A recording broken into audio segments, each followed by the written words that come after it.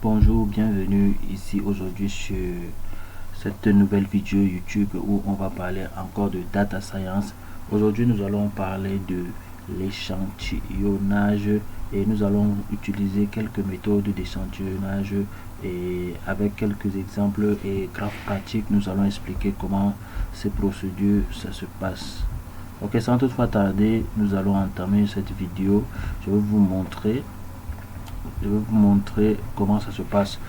Tout d'abord, premièrement, nous avons importé des packages Python qui vont nous aider à mieux lister notre travail, à mieux travailler. Nous avons les bibliothèques comme NumPy, Pandas, Scikit-learn, Matplotlib.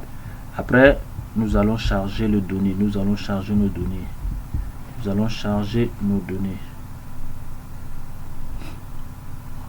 Pour charger nos données, nous avons besoin de la commande, de cette commande là. Pour charger nos données, nous avons besoin de cette commande là. pgrade_bank. Ici, il s'agit d'un dataset d'une banque portugaise que nous avons téléchargé. Cette dataset est une enquête auprès des clients qui était susceptible de souscrire à un départ à terme ou pas. Donc c'est un dataset qui mène une enquête sur des personnes qui ont souscrit à un dépôt à long terme ou pas. Et nous voyons ici l'entête du dataset ici avec la commande dataset head, bank data head. Avec cette commande là nous voyons l'entête et ici ça nous montre des personnes qui ont souscrit ou pas, le nombre de personnes qui ont souscrit ou pas. On a une réponse. Et puis ça c'est la description du dataset. Je vais vous mettre le lien en description. Vous allez voir ce que le dataset fait. Comme nous l'avons dit, cette base de données contient des données sur les campagnes de marketing direct par appel téléphonique d'une institution bancaire portugaise. Les données ont été nettoyées et préparées pour l'analyse. Tout a été fait. Donc de ce côté là, ne vous inquiétez pas.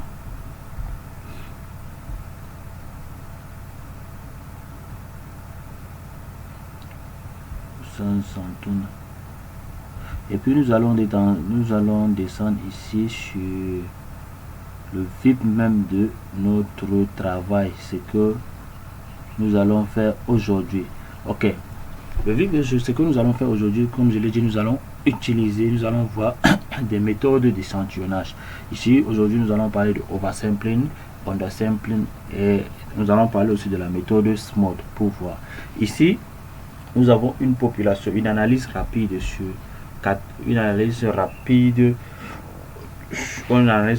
où 86% des personnes ont souscrit, 86% ont déclaré n'ayant pas souscrit à l'offre, ou c'est pourquoi ici le no, juste 11% ont déclaré souscrit à l'offre, donc 11% ont souscrit à l'offre. Et nous allons voir après l'undersasking, c'est pour un peu équilibrer les classes parce que c'est trop excessif, l'écart est très large puisque il y a 86% qui n'ont pas souscrit, 11% qui ont souscrit. Nous allons voir comment échantillonner, comment équilibrer les classes de telle sorte que nous ayons les mêmes réponses, nous équilibrons des deux côtés.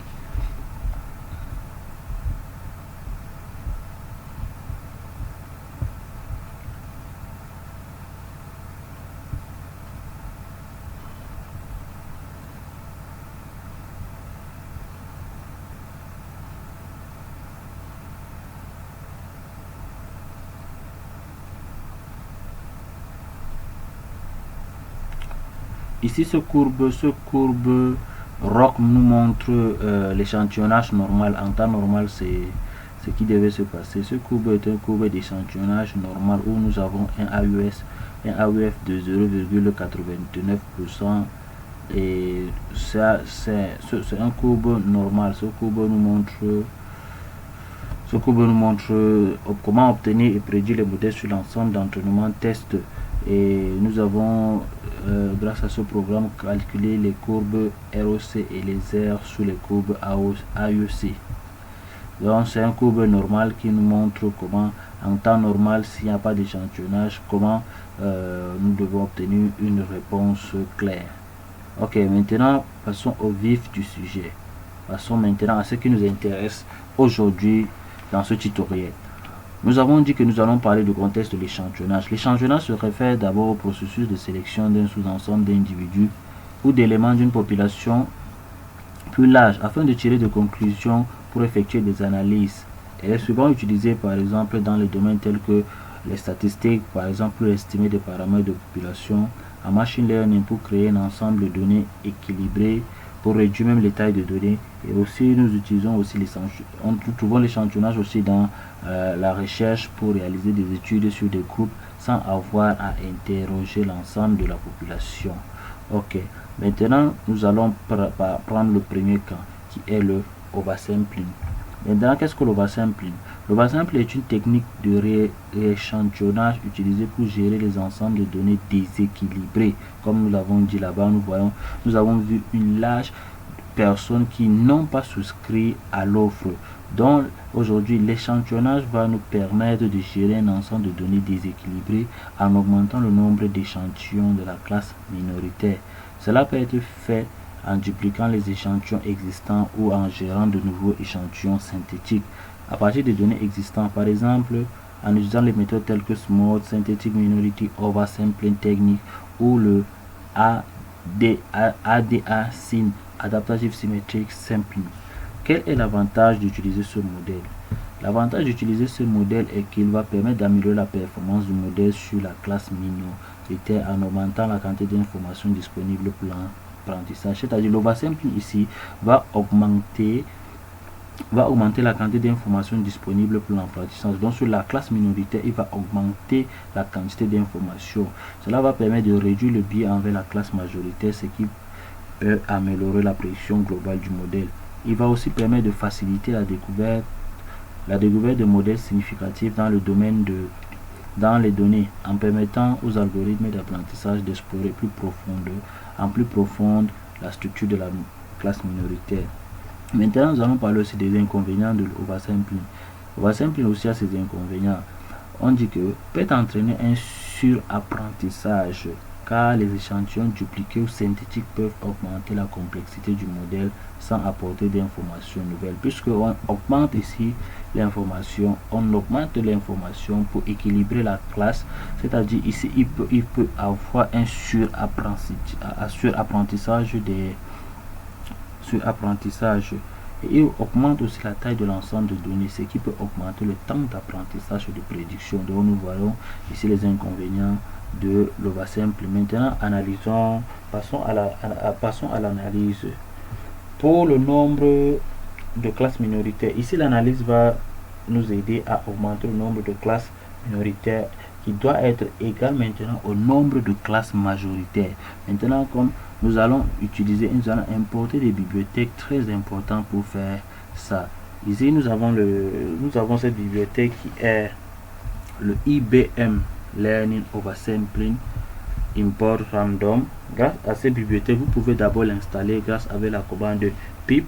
Si vous ne l'avez pas installé, vous tapez la commande pip dans votre invite de commande et vous pouvez l'installer facilement. Cette bibliothèque va nous permettre la gestion des données déséquilibrées. C'est grâce à cette bibliothèque que nous allons pouvoir faire la gestion des données déséquilibrées. Donc, ok, passons maintenant à l'explication de notre code. Ici, nous avons divisé les données en ensemble d'apprentissage test. C'est pourquoi ici nous avons divisé pour les entraîner à un ensemble test. On a xtrain, xtext, ytrain et excusez-moi, ytest. Nous avons divisé, puis nous allons ici initialiser les objets comme random oversampling. Ici nous avons initialisé ces objets là pour dire que nous allons travailler sur ces données là. Ici j'ai mis 1 pour dire que l'équilibrage sera égal de deux côtés, que ce soit la classe minoritaire sera égale à la classe majoritaire. C'est pourquoi ici nous avons mis simple stratégie à n, c'est pour pouvoir équilibrer les données. Nous allons appliquer l'oversampling sur les données d'apprentissage Xtrain et Ytrain. Nous allons voir ce que ça va, ce que cela nous donne. Voilà d'abord notre tableau de distribution basique dans les données collectées premièrement. On a dit que 88% des individus n'ont pas souscrit à l'offre, et nous allons voir les résultats après oversampling. Après oversampling, nous voyons ça a rééquilibré la classe. On a maintenant 50% de personnes ont souscrit à l'offre et 50% de personnes n'ont pas souscrit à l'offre.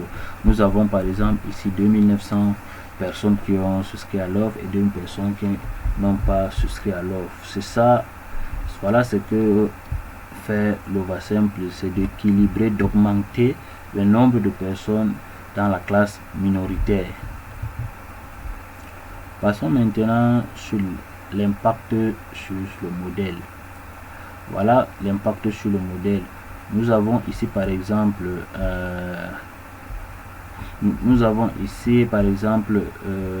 une current function value de 0,4 et regardons après affichage de performance ce que nous obtenons.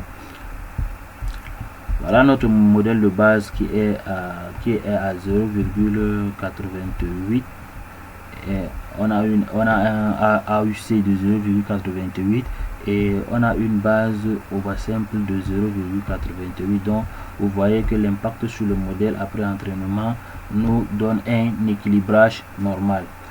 Ok, c'est ça la puissance de oversampling. Nous allons tout de suite passer à notre deuxième exemple qui est le undersampling ou sous-échantillonnage. Nous allons comprendre ici dans cette partie que l'undersampling est une technique de rééchantillonnage utilisée pour gérer les ensembles de données déséquilibrées en réduisant le nombre d'échantillons de la classe majoritaire.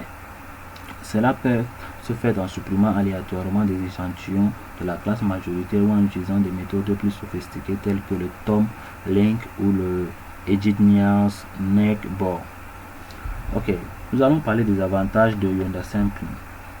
Comme on a dit ici, l'undersampling lui il permet de son rôle est de réduire le nombre d'échantillons de la classe majoritaire. Donc pour lui, au lieu de oversampling, c'est d'augmenter le nombre de la classe minoritaire, mais lui il permet de réduire plutôt la classe majoritaire. Il a aussi ses avantages et ses inconvénients. Maintenant les avantages. Les avantages, c'est de réduire la taille de l'ensemble des données, ce qui peut diminuer le temps d'apprentissage et de la prédiction. Il a pour avantage aussi peut améliorer la performance du modèle de la classe minoritaire en réduisant le biais envers la classe majoritaire. Il élimine les échantillons bruyants ou redondants de la classe majoritaire, ce qui peut simplifier le modèle à éviter. Maintenant, comme inconvénient, le undersampling a pour inconvénient peut entraîner une perte d'informations importante ou en supprimant les échantillons de la classe majoritaire, ce qui peut nuire à la performance globale du modèle puisqu'il supprime certaines informations de la classe majoritaire pour réduire à la classe minoritaire, donc ce qui peut faire que ça peut entraîner la performance globale du modèle. Ne résout pas toujours le problème de déséquilibre de classe. Dans certains cas, l'oversampling ou d'autres techniques peu rééchantillonnées peuvent être plus appropriées. Peut ne pas être efficace si la classe majoritaire contient de nombreuses sous-classes ou groupes distincts, car l'undersampling peut éliminer certains de ces groupes et réduire la capacité du modèle à distinguer. Maintenant, passons à l'analyse. Ici, comme je l'ai dit, nous avons toujours importé certaines bibliothèques où nous allons travailler avec. Par exemple, nous avons la bibliothèque eMerlin où j'ai expliqué CO à quoi ça sert. Et comme je dis, vous pouvez toujours télécharger ou bien installer cette bibliothèque là grâce à la commande pip. Maintenant, on a choisi ici auto ici pour équilibrer le nombre de personnes de la classe majoritaire au nombre de personnes de la classe minoritaire. Donc c'est-à-dire pour un équilibrage normal, c'est-à-dire que le nombre de personnes ayant souscrit à la classe minoritaire doit être égal au nombre de personnes souscrit à la classe majoritaire. C'est pourquoi ici vous avez vu, nous avons mis la commande sampling strategy auto. C'est pour juste équilibrer de deux côtés. Nous allons toujours appliquer les données d'apprentissage le X-training et le Y-training. X-train et le Y-train. Maintenant, nous avons créé, appliquer le data simple sur les données d'apprentissage, créer un nouveau data frame avec des données Yoda sampling et attendre une réponse. Nous allons voir ce que l'oversample nous donne par rapport au oversampling. Ici, nous avons une réponse par exemple de 3600 personnes souscrites, et essayons de voir ce que ça donne quand nous créons nous avons après oversampling, nous voyons une distribution équilibrée de deux côtés. Ici nous avons 3600 personnes de la classe majoritaire qui a été équilibrée, dont le nombre de personnes de la classe minoritaire a été équilibré à 3600 personnes. Donc nous voyons un équilibrage normal des deux côtés, et c'est ça aussi la force de la sampling. Nous allons parler maintenant plus rapidement de rééchantillonnage SMOD, Symmetric Minority Oversampling Technique. SMOD pour Symmetric Minority Oversampling. SMOD est une technique de rééchantillonnage spécifique pour gérer les ensembles de données déséquilibrées.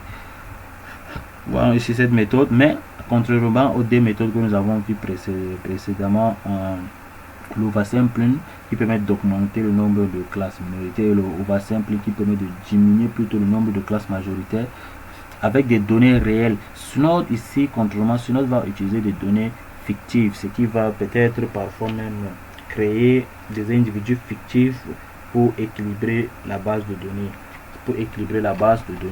SMOD génère des échantillons synthétiques de la classe minoritaire en utilisant l'interpolation entre les échantillons existants.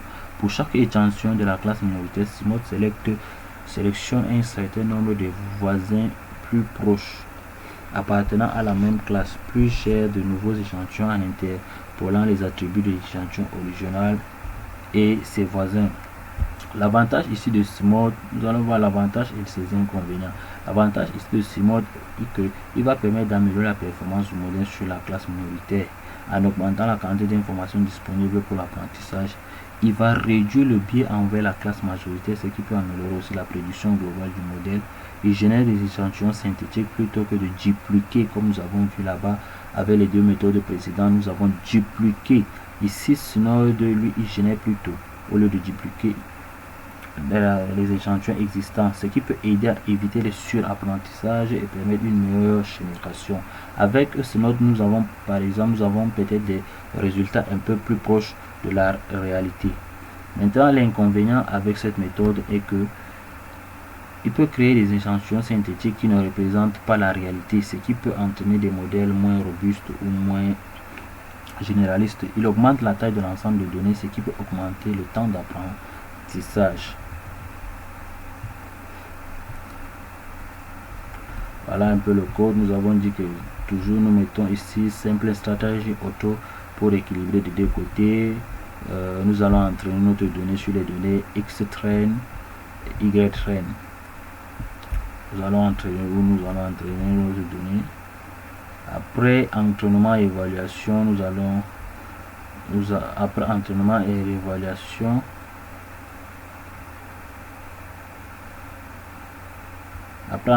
évaluation, nous devons obtenir une performance égale. Nous allons obtenir une performance égale, et nous allons voir que SMOD aussi permet de rééchantillonner les données de manière équilibrée. Mais comme je l'ai dit ici, l'inconvénient de SMOD ici est qu'ils utilisent des données fictives, ce qui peut entraîner ou bien ce qui peut corrompre la base de données. Donc merci d'avoir écouté la vidéo et d'avoir suivi jusqu'à la fin. N'hésitez pas de laisser un pouce bleu, de vous abonner, de liker pour ne rater aucun de notre prochains vidéos. Bye bye, ciao.